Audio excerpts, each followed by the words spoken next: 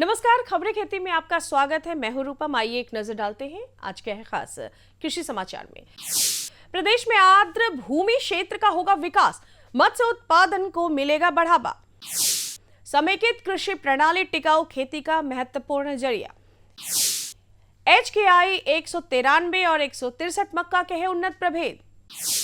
खबरों के विस्तार में जानने से पहले बात बिहार के लिट्टी चोखा की। भागलपुर के बिहार कृषि विश्वविद्यालय सबौर की पहल से बिहार की बेहद लोकप्रिय पारंपरिक डिश लिट्टी चोखा को GI टैग मिलने वाला है।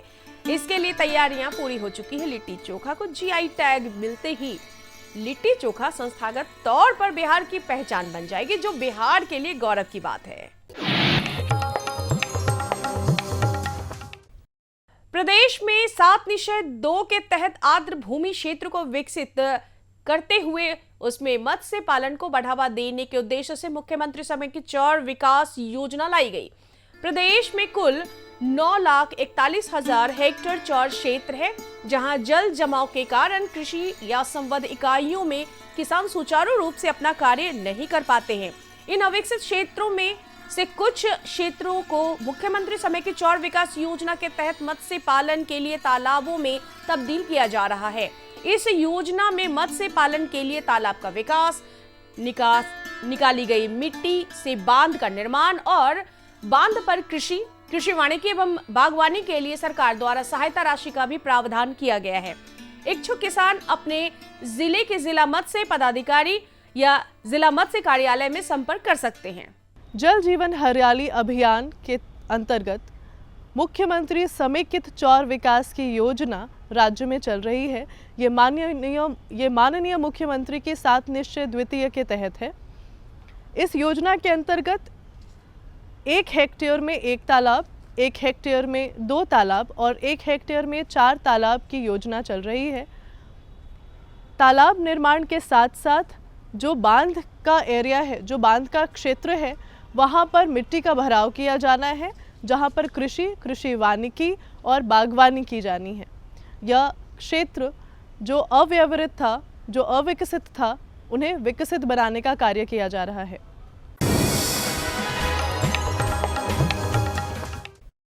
किसान भाइयों, अभी खरीफ फसल की तैयारी का उपयुक्त समय है। जिन किसान भाइयों ने अभी तक धान की रोपनी नहीं की है, वे खेत में रोपनी से पहले हरी खाद यानी ढैंचा की खेती पहले कर ले। जिन किसान भाइयों ने खेतों में ढैंचा नहीं गिराया है, वे खेतों में नमी की व्यवस्था जरूर रखें।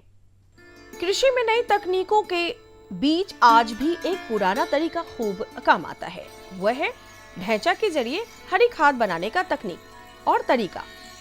दलहनी फसल लगाने से पहले खेत में ढैंचा बोने से खेत की उर्वरा शक्ति काफी बढ़ती है। इससे खेत में नाइट्रोजन की पूर्ति भी हो जाती है और पौधों को पोषण भी मिल जाता है। यह प्राकृतिक खाद का काम करता है और इससे रासायनिक उर्वरक का भी इस्तेमाल कम हो जाता है। अगर अभी किसान भाई धान की रोपाई नहीं किए हैं तो ढैंचा की खेती कर ले तो धान की फसल काफी अच्छी होगी। रासायनिक उर्वरकों की जरूरत नहीं पड़ेगी, जिससे खेती की लागत घटेगी और चावल की गुणवत्ता भी काफी बढ़ जाएगी।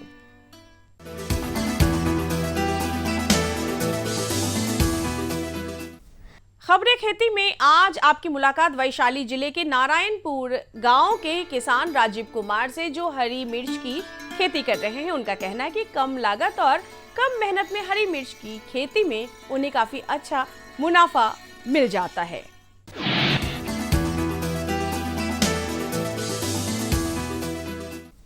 रोटरी मल्चर फसल अवशेष प्रबंधन में दक्ष कृषि यंत्र है। फसल अवशेषों को काटकर उसके टुकड़े करना और अवशेषों को समान रूप से खेतों में फैलाना इस मशीन द्वारा सहजता से और कम समय में किया जा सकता है।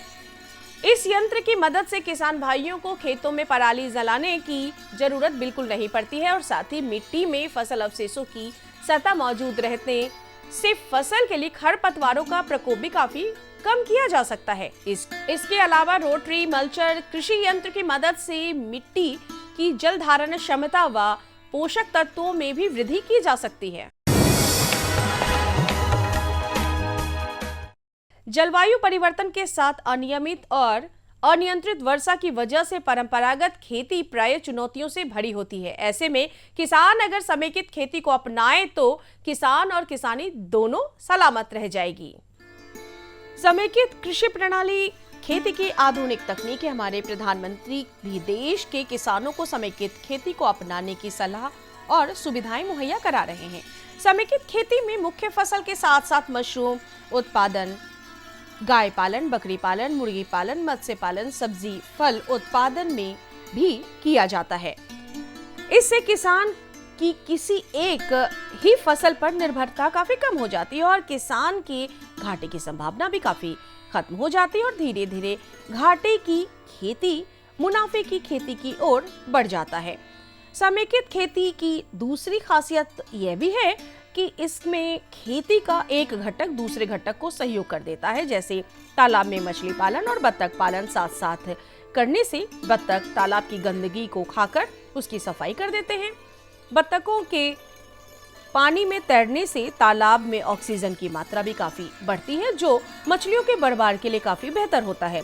इसके अलावा मछलियों के आहार की लागत में 70% की कमी आ जाती है और यही से किसान को मुनाफा होना शुरू हो जाता है। मक्का को पूरे विश्व में खाद्यान्न फसलों की रानी कहा जाता है क्योंकि इसकी उत्पादन क्षमता खाद्यान्न फसलों में सबसे अधिक होती है। अगर हमारे किसान भाई उन्नत प्रभेदों से शुद्ध एवं प्रमाणित बीज से मक्का की खेती करें तो यह रानी फसल किसानों को राजा बना सकती है। कृषि वैज्ञानिक HKI 193 और 163, BMI 6 और 7 sweet corn, popcorn, baby corn को मक्का के उन्नत प्रभेद मानते हैं। आइए अब एक नजर मंडी के ताजा भाव पर। राजधानी पटना के अनाज मंडी में आज जानेंगे चावल और गेहूं के भाव किस प्रकार स्थिर बने हुए हैं। लोकल गेहूं 3000 रुपए प्रति क्विंटल, MP गेहूं 4300 रुपए प्रति क्विंटल, सोनम चावल 4500 रुपए प्रति क्विंटल, बासमती चावल 10,000 रुपए प्रति क्विंटल। और चलते चलते किसान भाइयों, आप देखिए राजधानी पटना का तापमान। सुबह की शुरुआत धूप से होगी, लेकिन दोपहर बाद प्रदेश के अधिकांश हिस्सों में तेज या मध्यम स्तर की बारिश होने की प्रबल संभावना व्यक्त की गई है। वर्षा के बावजूद प्रदेशवासियों को उमस भरी गर्मी का एहसास होता रहेगा। इस दौरान 15 से 18 किलोमीटर प्रति घंटे की रफ्तार से हवाएं भी चलेगी। अगले 24 घंटे में राजधानी पटना सहित पूरे प्रदेश में अधिकतम तापमान 34 डिग्री सेल्सियस जबकि न्यूनतम तापमान 28 डिग्री सेल्सियस के आसपास बने रहने की संभावना व्यक्त की गई है। अभी आप देख रहे थे खेतीबाड़ी से जुड़ी खबरों को खबरें खेती के माध्यम से। नमस्कार, मैं पूनम आप तमाम हमारे दर्शकों का स्वागत करती हूं आपके अपने पसंदीदा कार्यक्रम कृषि दर्शन में। किसान भाइयों, यह कृषि दर्शन कार्यक्रम आपके लिए नई और ख़ास जानकारियां लेकर आता है जो आपको खेती किसानी में ना सिर्फ मदद करता है, साथ ही पशुपालन से लेकर सरकार की तमाम योजनाओं की जानकारी भी देता है। लेकिन जानकारियों का सिलसिला यूं ही जारी रहेगा, लेकिन अभी वक्त है एक छोटे से विराम का। तो आप देखते रहे कार्यक्रम कृषि दर्शन। आप जो लगातार साल भर जो फसल ले रहे हैं उसमें एक दलहन की फसल जरूर रखें, चाहे वो मूंग हो, चाहे वो उड़द हो, चाहे वो लोबिया हो। इस तरह से कोई एक फसल आप अपने खेत में ज़रूर रखें ताकि मिट्टी का स्वास्थ्य बना रहे, क्योंकि जैसे ही आप दलहनी फसल लगाएंगी वो दलहनी फसल जो है वायुमंडल से नाइट्रोजन को कैप्चर करके नाइट्रोजन लेके वो ज़मीन में स्थिर करता है और उससे ज़मीन की उर्वरता जो है बढ़ जाती है। हर जोखिम से निकल कर फसल आए, सुरक्षित हो जाए। फसल बीमा से हर किसान अब आत्मनिर्भर हो जाए। अब सूखा पड़े या बाढ़ आ जाए कोई डर नहीं, अब ओले पड़े या कीट पतंगे फसल खा जाए कोई फिक्र नहीं। अब कैसी भी आपदा हमारी फसल पे आ जाए, क्षति होने पर हमारे दावों का उचित भुगतान मिलता है, क्योंकि हमने लिया है प्रधानमंत्री फसल बीमा। बुआई से फसल कटाई तक हर जोखिम का दावा, न्यूनतम न्यूनतम प्रीमियम पर अधिकतम भुगतान का वादा। योजना से हर साल जुड़ रहे हैं 5 करोड़ से ज्यादा किसान। अब आपकी है बारी। नजदीकी कृषि कार्यालय, सहकारी समिति, बैंक शाखा, अधिकृत बीमा कंपनी या जन सेवा केंद्र में स्वेच्छा से करा सकते हैं पंजीकरण। फसल बीमा पोर्टल या फसल बीमा ऐप द्वारा भी किया जा सकता है पंजीकरण। प्रधानमंत्री फसल बीमा योजना, आपकी फसलों का संपूर्ण सुरक्षा कवच। कृषि एवं किसान कल्याण मंत्रालय, भारत सरकार। किसान भाइयों, भारत एक विविधताओं का देश है। कृषि की बात की जाए तो विविधता अपनाकर किसान मालामाल हो रहे हैं। खास तौर पर छोटे जोत वाले किसान फसल विविधीकरण को अपनाकर यानी उनके लिए एक वरदान साबित हो रही है। तो क्यों जरूरी है फसल विविधीकरण, इसके क्या फायदे हैं और इसको कैसे अपनाया जाए, जैसी तमाम बातों की जानकारी देने के लिए हमारे साथ है हमारे विशेषज्ञ डॉक्टर शिवानी कुमारी। एक साथ अनेक फसलों को लगा करके आप उतनी ही मेहनत में जो फसल उत्पादन प्राप्त करते हैं उसे हम फसल विविधीकरण का नाम दे सकते हैं। और ये क्या है, इसके क्या फ़ायदे हैं, इसी विषय पर हमारे साथ बातचीत करने के लिए मौजूद हैं डॉक्टर शिवानी, जो प्रधान वैज्ञानिक हैं भारतीय कृषि अनुसंधान परिषद में। मैडम, कृषि दर्शन कार्यक्रम में आपका हार्दिक स्वागत है। फसल विविधीकरण क्या है? फसल विविधीकरण, जैसा कि नाम से ही हमें पता चल रहा है, विविधीकरण यानी विभिन्न प्रकार की फसलें। इसमें हम क्या करते हैं कि धान्य फसलों के साथ साथ जो दूसरी फसलें हैं, जैसे दलहनी फसल, तिलहनी फसल या सब्जियां, मसाले, चारा फसल, ये सारी फसलें जो है हम लगा सकते हैं।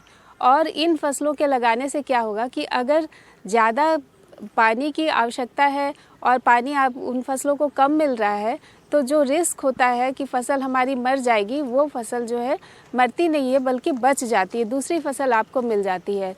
इस तरह से हम ये देखते हैं कि फसल विविधीकरण में एक ही खेत में हम एक से ज़्यादा चीज़ें ले सकते हैं और बार बार जो चीज़ रिपीट हो रही है उसके कारण हमारी मिट्टी जो है वो बहुत वो हो रही है, उसका स्वास्थ्य दिन पर दिन गिरता जा रहा है, तो वो भी बना रहेगा और हमें एक ही समय में एक के अलावा दूसरी फसल भी मिलती रहेगी और एक फसल समाप्त हुई उसके बाद हम दूसरी फसल ले सकते हैं। और इसमें हम सिर्फ धान्य फसलें ही नहीं लेते हैं बल्कि उसकी जगह पे जो भी अच्छी फसल है जिससे कि आपको ज़्यादा मुनाफा हो सक रहा है और उस सीज़न में आप उसको लगा सकते हैं, तो वो फसल आप लगा सकते हैं। जैसे कि दलहन और तिलहन फसल लगाने से क्या होगा कि जो हमारा जो परिवार है वो सिर्फ धान्य फसल ही नहीं खाता बल्कि उसको दाल भी चाहिए, सब्जी भी चाहिए, मसाले भी चाहिए, सारी चीज़ें चाहिए होती हैं। तो उस समय हम क्या करेंगे कि हमारे ही खेत से हमें धान भी मिल जाएगा और हमारे खेत से हमें दलहन या तिलहन जो भी आप लगाते हैं वो मिल जाएगा। तो इस तरह से हम ये देखते हैं कि न सिर्फ धान्य फसलें हम लगाएं, यानी कि धान गेहूं ही सिर्फ नहीं लगाना है, बल्कि उसके साथ साथ हमको सब्जी या फिर उसको हटा के हम उसकी जगह पे दलहन या तिलहन की फसलें भी ले सकते हैं। इसी क्रम में जो अगला सवाल है कि ये फसल विविधीकरण जरूरी क्यों है? आज की जो परिस्थितियां हैं खेती किसानी में, उसमें ये क्यों जरूरी है?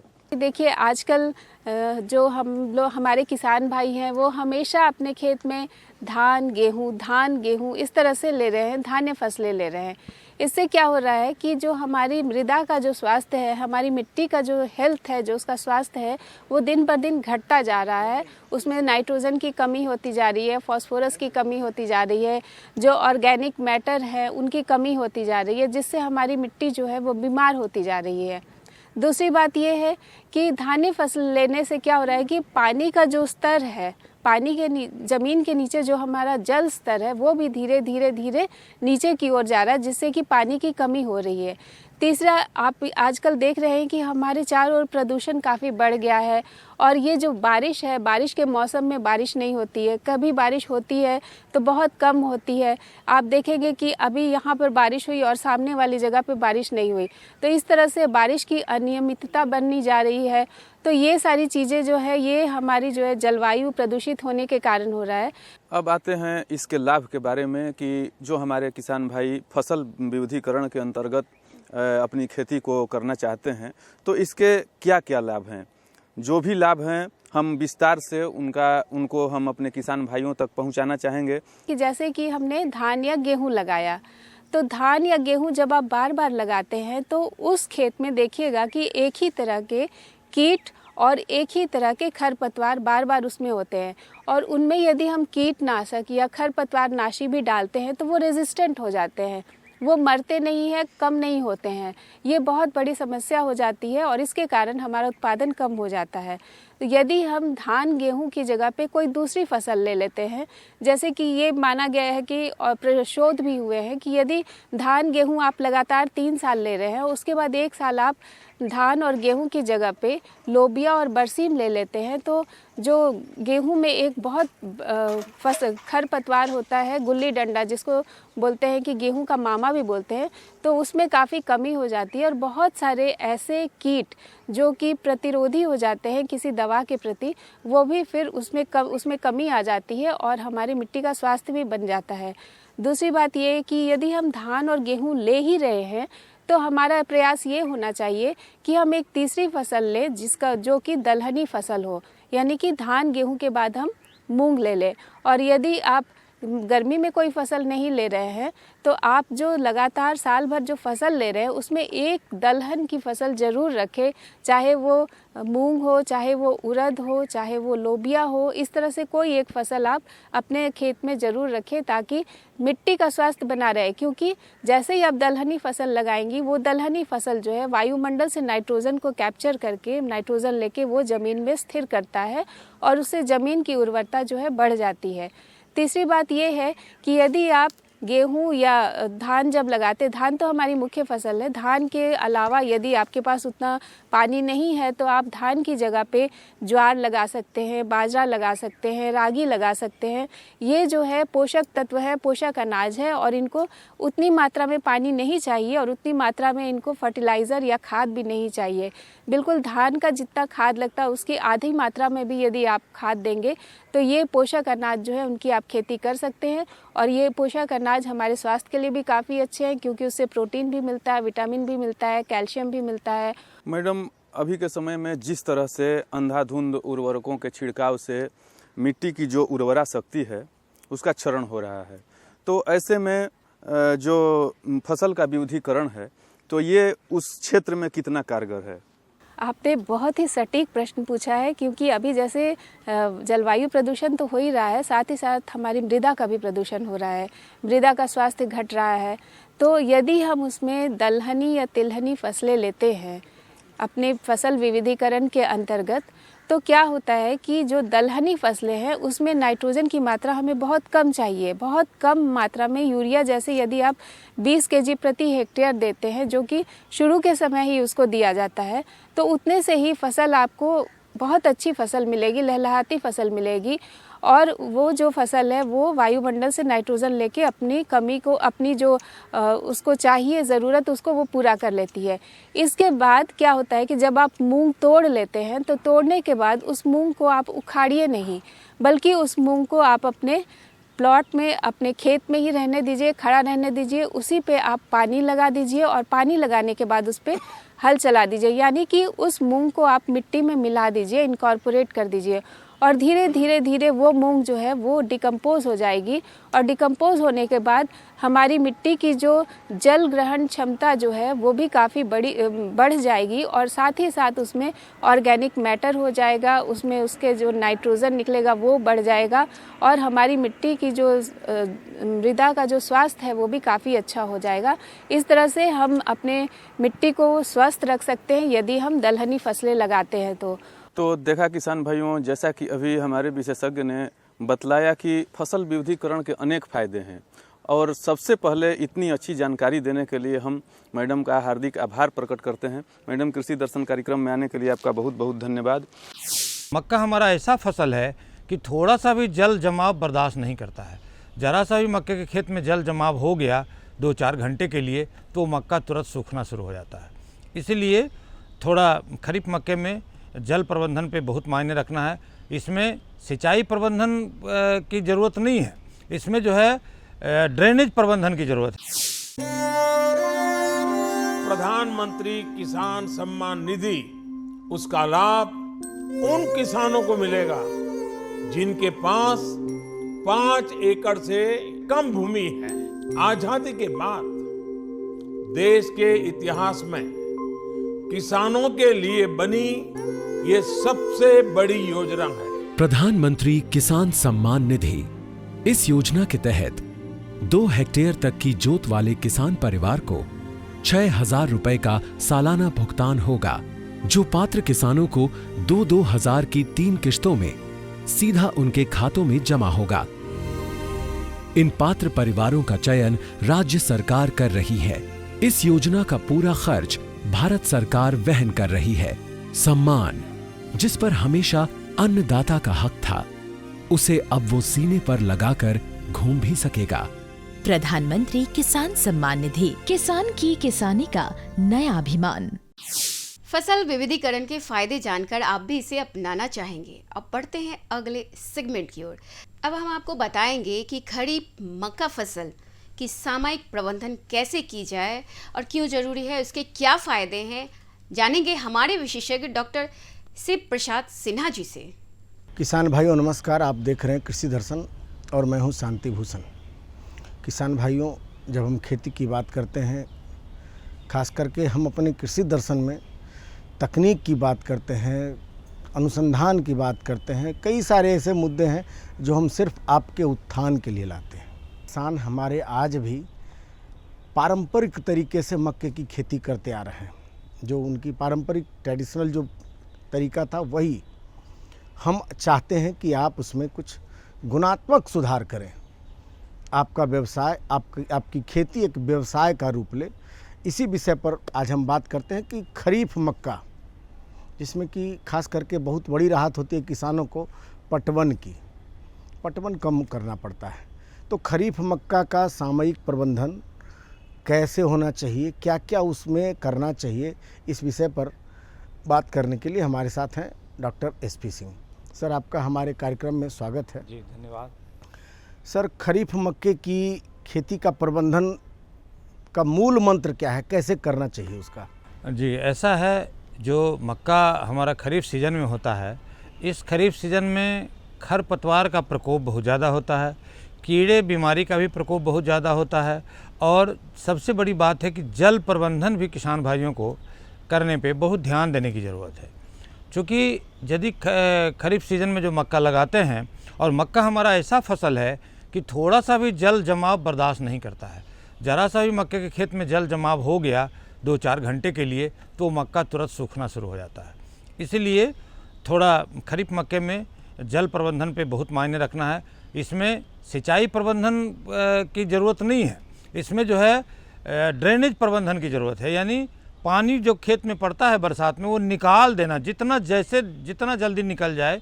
तो यदि किसान भाई मेड़ पे मक्का लगाते हैं, खास करके खरीफ मक्का में, तो उनका मक्का बढ़िया होगा और उनको जो है जल जमाव से उनको मुक्ति हो जाएगा। क्योंकि जो मेड़ पे मक्का लगाएंगे तो मेड़ पे रहेगा और जल जो है उनका मेड़ के नीचे से निकल जाएगा। तो इसलिए ये बड़ा अच्छा तरीका है। और ख़ास करके किसान भाई देखेंगे कि खरीफ मक्का में अब तो मक्का हमारा करीब किसान भाई को घुटने भर से ऊपर हो गया होगा, और उसमें यदि कहीं किसी मक्के में कीड़ा वगैरह का प्रकोप हो, जिसको हम लोग तना छेदक कहते हैं, तो तना छेदक का यदि प्रकोप हो गया हो तो ध्यान रखें किसान भाई। जिसको हम लोग गाभा में लगता है, वो अमूमन गाभा को सुखा देता है, जिसको किसान भाई गभतू कहते हैं ये लोकल भाषा में। तो इसलिए उस दशा में आप जो है बाज़ार से 2 दवाई का नाम याद रखेंगे। एक तो आता है जो फिप्रोनिल दानेदार, और दूसरा दवा हमारा है जो फ्यूराडोन करके आता है, कार्बोफ्रॉन। तो कार्बोफ्रॉन 3G आता है और फिप्रोनिल आता है। तो फिप्रोनिल या कार्बोफ्रॉन दोनों में से कोई दवा 8-10 दाने मक्का के गाभा में डाल देंगे जहाँ पे कीड़ा लगा हो, तो निश्चित रूप से हमारा जो है उस ये कीड़ा, जो तना छेदक जो कीड़ा है, और उससे निजात मिल जाएगा। और यही क्रिया यदि हम उसके धनशीष निकलने के पहले यदि गाभा में डाल देते हैं, तो हमारा भुट्टा जो निकलता है, वो भुट्टा को भी पिल्लू खाता है, तो वो भुट्टा भी डैमेज नहीं होगा। तो इस तरह से हमारा डैमेज कम होगा। तो एक तो ये बात हुई। दूसरी बात कि किसान भाई कभी कभी मक्का में देखते होंगे कि ये बरसात के सीज़न में भी एक फॉल आर्मी वर्म है। तो फॉल आर्मी वर्म जब आ जाता है तो देखेंगे किसान भाई का पत्ता में छेदा हो जाता है, और काला काला बिष्टा जो रहेगा, और कीड़ा जो है गाभा में बैठा रहेगा और निकलेगा तो पूरे पत्ता में छेदा कर देगा, छोटा छोटा महीन महीन छेदा करेगा और बहुत ज़्यादा डैमेज करता है, बढ़वार रोक देता है। तो ये इसका यदि प्रकोप हो जाए फाल अर्मी वर्म का, तो इससे किसान भाई ध्यान रखेंगे। एक दवा आती है बाज़ार में स्पाइनटोरम, तो इस स्पाइनटोरम दवा का ले आएंगे और इस स्पाइनटोरम दवा का 1 ग्राम जो है 1 ml दवाई जो है 2 लीटर पानी में डाल के और उसका पर्णीय छिड़काव कर देंगे। और 10 दिन के बाद फिर एक दवा आता है क्लोरेंटा नीलीप्रोएल, तो क्लोरेंटा नीलीप्रोएल एक दवा आता है, उस दवा का 10 दिन के बाद 1/2 ml 1 लीटर पानी में डाल के और उसका भी छिड़काव कर देंगे। तो निश्चित रूप से हमारा जो है फाल अर्मी वर्म का कंट्रोल हो जाएगा और इस तरह से किसान भाई जो है मक्का में कीट का प्रबंधन करेंगे। जितने भी हमारे मन में सवाल थे, सारे सवालों के जवाब स्वतः दे दिए। इसके लिए पहले आभार, और दूसरा कि आप हमारे कार्यक्रम में आए, इसके लिए आपको बहुत बहुत धन्यवाद। तो दर्शकों, अभी आपने जाना कि फसल विविधीकरण के क्या फायदे हैं और साथ ही खरीफ मक्का फसल के सामयिक प्रबंधन को। अब वक्त है आपसे विदा लेने का। अगले अंक में हम फिर हाजिर होंगे ऐसे ही कुछ नई और खास जानकारियों के साथ। तब तक मुझे और पूरी कृषि दर्शन टीम को दे इजाजत। नमस्कार। हमारा पता है कृषि दर्शन, कमरा नंबर 203, द्वारा केंद्र निदेशक, दूरदर्शन केंद्र पटना, फ्रेजर रोड, पटना। हमारा ईमेल एड्रेस है director@ddkpatna@gmail.com और kddkpatna@gmail.com।